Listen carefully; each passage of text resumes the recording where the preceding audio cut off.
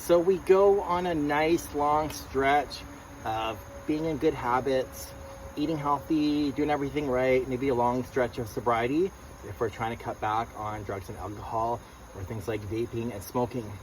Now what happens is we usually come to this point, it's like a breaking point, right? Where something happens, maybe it's a trigger that we're conscious of, or maybe something happens in our life and we don't even know.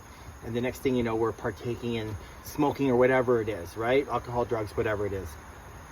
This moment is so important to look at closely and honestly to honor it in a way. And what happens is people get so frustrated at themselves, they start to beat themselves up, and they have tons of shame surrounding, this action that they've kind of backtracked. I wanted to come on and really emphasize the point that this is not necessarily a point of backtracking unless you make it that way.